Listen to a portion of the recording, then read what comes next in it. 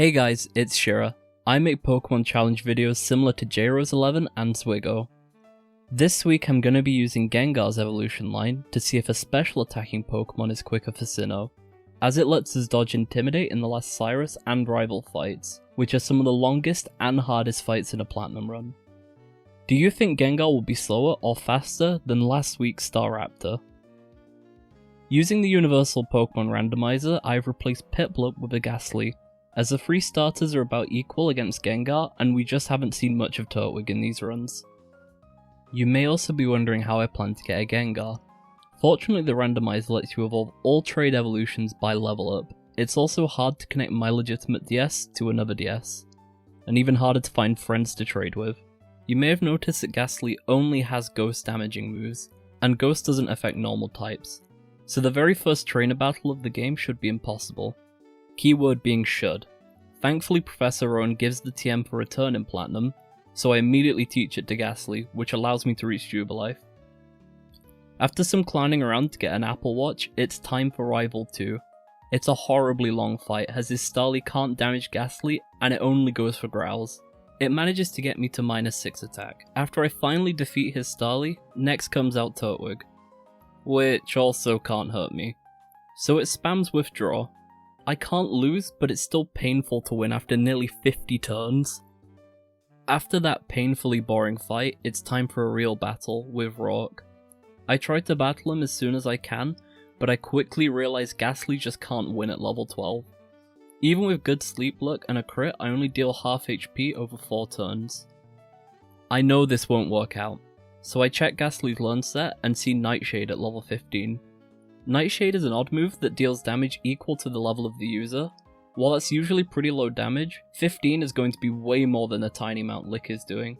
So I grind up a little bit and try again. This time, I do just over a third damage per hit. I managed to get past his Geodude without taking damage and move on to Cranidos. I outspeed and land the Hypnosis. Next turn, I go for the Nightshade, dealing decent damage. Then it wakes up and hits Pursuit, nearly one-shotting me. I forgot he had the Dark type coverage. I know I outspeed though, so I go for the Hypnosis again and get the sleep again. This time it lasts and I'm able to Nightshade down his Cranidos. It all comes down to if I'll land Hypnosis on Onix. Fortunately, I do, and the level up I just got lets me deal half damage to Onix, so I take it down over 2 turns and earn my first gym badge of the run.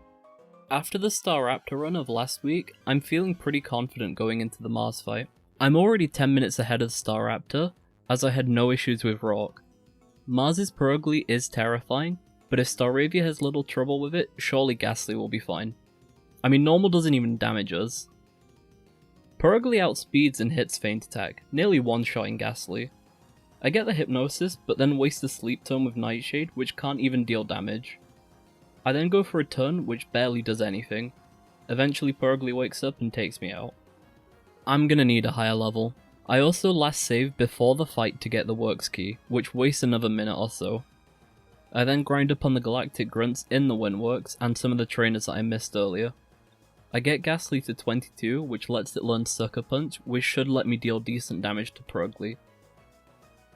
After grinding out for 15 minutes and losing any lead that Gengar had over Staraptor, I try Mars again. Her Zubat leads and I go for the Confuse Ray. If I get lucky, I can get through the Zubat without taking damage. I know Hypnosis is usually better, but the last 3 attempts it missed, so I'm just using Confuse Ray to change it up. The Purugly comes out next, and I'm able to just barely tank the Feint Attack on 3 HP. I do manage to land the Hypnosis though. Next I go for the Confuse Ray for extra security, then spam Sucker Punches. Luckily, the second hit is a crit, which puts Purugly into the red, so it eats its berry, taking it out of potion range. Next turn I get the priority Sucker Punch and finally take down this Purugly. I'm surprised I had to grind so hard for this fight. It's a reminder of how tough this Purugly is. I'm glad I'm not doing a Nuzlocke against this, although let me know if that's something you'd like to see at some point. After the terror that was Purugly, it's time for the relatively easy Gardenia. Fighting the required trainers in a gym, Ghastly evolves into Haunter and learns Shadow Punch. I replace Confuse Ray because Hypnosis is usually just better. Gardenia is a pretty simple fight, I just need to dodge Leech Seed. I spam down Turtwig with Shadow Punch. It does manage to set up Sun and Reflect, but it takes so long to KO the Turtwig that both are down by the time it's knocked out. So next up is Charim. I go for the Hypnosis to stop it landing a Leech Seed, which would make this fight almost impossible. I managed to knock it out before it can wake up. So on to a Roserade. I again go for the Hypnosis, then go for a Sucker Punch, expecting her to be attacking. She isn't, so Sucker Punch fails. I swap to Shadow Punch, but after only one hit she wakes up from sleep and hits a Stun Spore. Then a crit Magical Leaf, leaving Haunter on only 7 HP. Surely the AI sees a knockout with an attack, so I go for the Sucker Punch and pray that I don't get paralyzed. I don't, and get the KO. What a close fight with a Grass type gym. I was expecting this to be way easier with Poison type resisting Grass. After Gardenia, it's Jupiter. And while this fight has never been trouble for me before, her Skunk Tank resists any move I can use and can one-shot me with Night Slash. This fight is winnable with some insane sleep luck, but I'd rather just get a few more levels so I can tank at least one hit. After grinding on all the Team Galactic trainers in the building, I try again. Just a few more attempts later, and I get the winning fight. I go for the sleep on Zubat, then take it down with a single critical Shadow Punch. Then I Hypnosis the Skunk Tank, and spam return. I get lucky with it sleeping for all 5 turns, and I get a crit return. It wakes up taking me down to just 14 HP with Night Slash, but I hit back and knock it out with a final return. This was another really tough fight. I'm surprised at how much Dark type is turning up, especially this early on. With Haunter having to use its not great attack stat, I've fallen behind Staraptor, which was already on Rival 3 by this time. That's 2 major battles ahead. I'm gonna need to do some serious catching up to beat last week's time.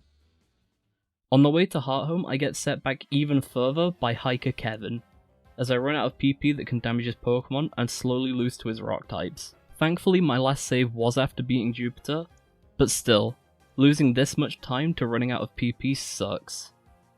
Fantina is where we begin to make up lost time. I get an extremely lucky first fight. First comes out her Duskull.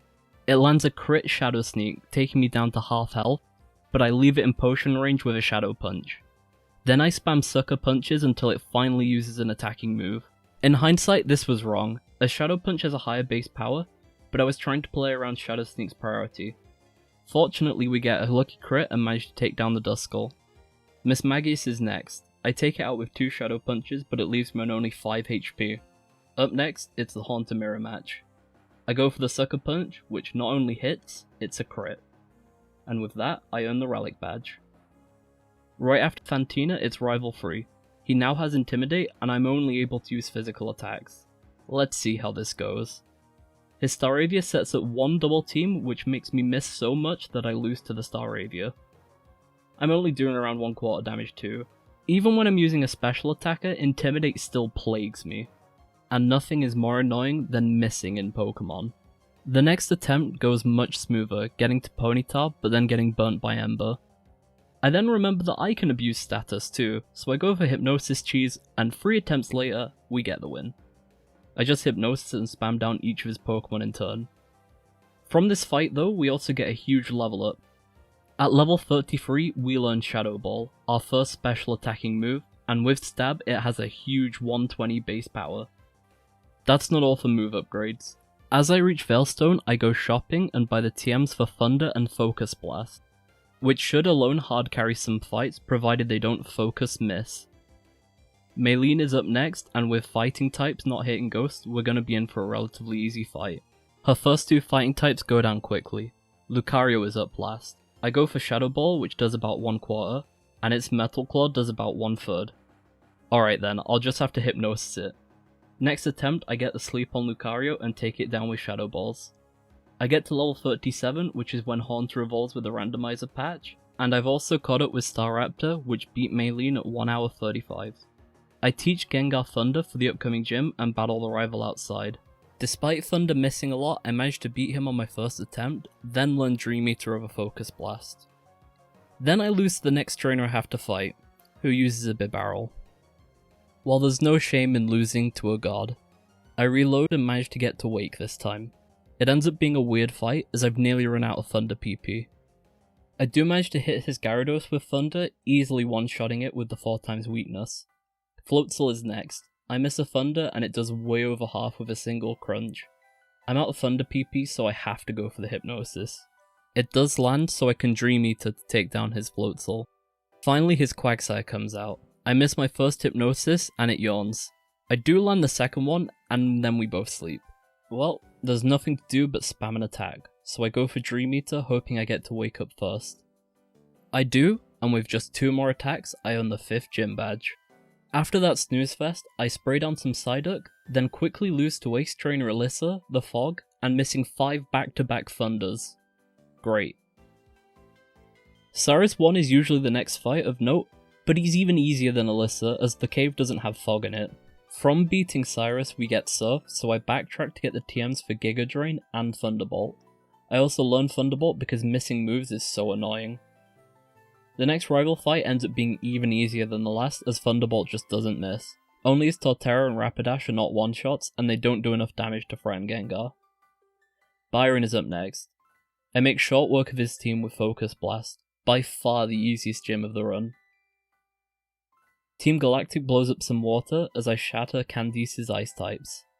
I maybe should have gone for Focus Blast on her last 2 Pokemon, but the move misses a lot so I use the more consistent Shadow Ball. I then go to a concert at Galactic Headquarters. Cyrus just rickrolled me. Guess I'll destroy his Pokemon in return. After that, it's time to climb Mount Coronet and go see Giratina. But first, there is a required double battle with Jupiter and Mars. This is the hardest fight of the entire run. I can quite consistently take out Mars's team, but the whole time I'm focusing on Mars I'm getting hit by extra sensories that do roughly 1/5 each from Bronzor. Meanwhile Barry's Munchlax may as well be a spectator. The best thing it can do is take a hit for me, but the Sinnoh AI almost never attacks Munchlax. Top all this off with random Confuse Rays from Golbat and a Skuntank that deals half my health with Night Slash that I can't one-shot. This fight was hard. To put it into perspective, it took half an hour with Gengar to finally get a winning attempt for this fight. That's about as long as Cynthia took for the Staraptor run. I could have used rare candies here after I realised this fight would be hard to maybe get a faster time. Do you guys think I should use rare candies if I fail a fight, say, 5 times in a row? Anyway, after many attempts I get a winning battle. I Shadow Ball a Bronzor, critting it, getting the one-shot. The crit matters as well. If I don't take out the Bronzor, Light Screen will be set up, which means I can't one-shot the Golbat. Next up is Perugly, which goes down in a single Focus Blast. I take down her Golbat next turn. You can already see the chip damage that Bronzor has gotten and just how hopeless Barry's Munchlax is. In 3 turns, it's done literally nothing. So I start attacking the Munchlax with Drain Punch so that I can heal the chip damage that Bronzor got in. Barry then sends out Rapidash, but after loads of attempts I haven't won with it, so I take it out with a Shadow Ball. So now I attack Bronzor with Shadow Ball, as Floatzel uses Brick Break which breaks the Reflect. Golbat comes out, and then goes down in a single Thunderbolt. This is the most health I've had going on to Skuntank. I just hope I can tank a Night Slash. I'll end a Focus Blast putting it into low orange, Floatzel misses, and I get left on just a sliver of red. I just need to hit the Skuntank to win, so I go for the Thunderbolt. Finally, I get the win. This battle was horrible for Gengar. This is due to Gengar just being frail and not being able to tank many hits, and it also just being a fight where so many things can go wrong. As a reward for that last battle, it's time for some cool visuals and another fight with Cyrus. The Cyrus fight is so easy, it may as well be a reward. I nearly one-shotted all his Pokemon, and thanks to Drain Punch, finished the fight on pretty much full health. I then showed Giratina who the best Ghost-type Pokemon is. Then find something actually worth catching. Next major fight is the last gym leader of Sinnoh, Volkner. Volkner is a decent challenge for this run due to Thunder Wave. So then I go and relearn Hypnosis over Drain Punch, and remove any sense of challenge from Volkner. A few more attempts and I take down all his Pokemon while they're sleeping. I love Hypnosis in solo challenge runs. Speaking of Hypnosis, it's gonna hard carry the rest of the run. First Rival 6 is up. Only his Torterra, Heracross, and Snorlax can take a hit, so I go for sleep on Torterra and Snorlax as I can tank a single hit from the Heracross. I get onto Snorlax, sleep it, then land a Focus Blast putting it down to a Sliver. It wakes up and hits Crunch putting me on 21 HP, but I take it down next turn. It's only Rapidash left, I outspeed and take it out with a Shadow Ball. Next it's Aron. He has a surprising amount of dark type moves, so he can deal quite a lot to Gengar, and most of his Pokemon can tank a hit. So on the Heracross and Drapion, I use Hypnosis. It takes a few attempts just due to the accuracy of Hypnosis, but I get a winning fight eventually. It's here where I begin to regret my move choice in the run. I spent most of the money you earn to get a Psychic TM from the game corner, and I also tried using Giga Drain earlier against Mars and Jupiter. If I kept Dream Eater, I could have done this fight far more consistently by healing on most of his Pokemon. This problem gets highlighted even more in the next fight. I wish I had kept Giga Drain for Bertha. Having decent super effective damage and the healing every turn would have made this fight easy. As it is, this fight is not too bad, and I do win on my first attempt, but I had to get really lucky landing 2 Focus Blasts and a Hypnosis. If any one of these moves had missed, I would have lost this fight. And any sort of recovery makes these Elite Four fights way easier. Blaine is next, and again he makes me wish I still had Dream Eater. Most of his Pokemon can survive a Shadow Ball just barely, and then return with a high damage move like Overheat or Flare Blitz. I lose the first attempt to Infernape, so I learn Psychic over Focus Blast and go again. This makes Houndoom way more dangerous as Dark Pulse hits hard, but for some reason he goes for Sunny Day so I take no damage. Next is his Flareon. I'm scared of a Sun boosted Overheat, so I go for the Sleep first turn, then take it out over a few turns using mostly Psychic to save Shadow Ball PP. I hit a Shadow Ball on Rapidash, it survives but goes for the Flare Blitz, knocking itself out from the recoil. However, it does leave me on only half HP. Infernape is next, but Psychic is a one-shot, so it gives me no trouble. Last up it's Magmortar. I go for Shadow Ball, it only does half, and he heals back up with a Berry. He hits me with a Flamethrower, leaving me on only 9 HP. I have to go for the Hypnosis here. I get the Sleep, and take it out over a few turns with Shadow Ball. Lucian is next, but is a complete pushover. Shadow Ball one-shots almost his entire team. Bronzong survives only to set up Calm Mind and then go down next turn. Gallade also barely survives, and then does a surprising amount of damage with Psycho Cut. I take it out next turn, but Gallade is really impressive. I'd love to use it for a solo run at some point. Finally, it's time for Cynthia. The hardest champion in any Pokemon game, and this time I haven't come with any recovery.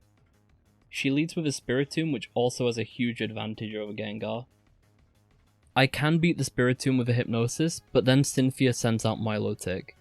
I hit Thunderbolt doing about half health, then Milotic goes for Mirror Coat, which one-shots Gengar. So I've got to use Hypnosis on Milotic as well. It isn't so bad as Milotic only uses Mirror Coat, so I have as long as I need to hit the Hypnosis. After Milotic, Cynthia then sends out Lucario.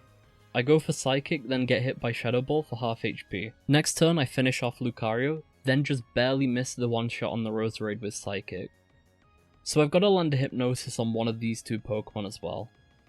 Another few attempts later, I also learned that when I land Hypnosis on Roserade, Cynthia will swap it out as it has Natural Cure, which recovers its sleep. As well as this, she shows me what Pokemon she'll use next, her Garchomp. Psychic only does a third, then the following Shadow Ball does half. Cynthia lands a Dragon Rush, so I've got to try again. As I know she'll swap Roserade when it sleeps, I should go for Shadow Ball to potentially two-shot the Garchomp. Next attempt, I land the first turn Hypnosis and take down Spiritomb with 2 Shadow Balls. I get Hypnosis on Milotic and take it out with 2 Thunderbolts. I'm off to a great start with this battle. I can reduce the risk of losing by just going for 2 attacks that can't miss on Lucario, which is exactly what I do. Next up it's her Roserade. Unfortunately, I miss Hypnosis and she lands the Extrasensory, which leaves me on just 1 HP. Next turn I get the Hypnosis. Is this winnable? I go for Shadow Ball on the swap, hoping to take out Garchomp before it can get a move off. The first Shadow Ball is a low roll, so I need some really good luck here to get past Garchomp. I hit the Shadow Ball, and it barely survives. Well, it was a good attempt, but Dragon Rush missed. I can win this then? I take down her Garchomp. Roserade comes out again. I have to get the Hypnosis again, which I managed to do. So she swaps out again. This gives me a free hit on Togekiss, and this also gets the special defense drop. So I can go for a Thunderbolt which takes down her Togekiss. She only has 1 Pokemon left. Just her Roserade between Gengar and the Hall of Fame. I just need to land 1 more Hypnosis. And I do. Despite Cynthia's full restore use, this battle is over. What a final battle. Beating Cynthia on just 1 HP. Gengar narrowly takes the number 1 spot from Staraptor on both in-game and real-time. I love doing these runs, and I hope you guys enjoy watching them. To me, it's really interesting overcoming the different problems each kind of Pokemon faces. I'm certain both Gengar and Staraptor times can be improved massively, but hopefully as I get more experienced at doing these, I can do each Pokemon more justice. Please let me know what Pokemon you guys would like to see next. I'm open to any suggestions. With that, I hope you guys enjoyed, and have a great day.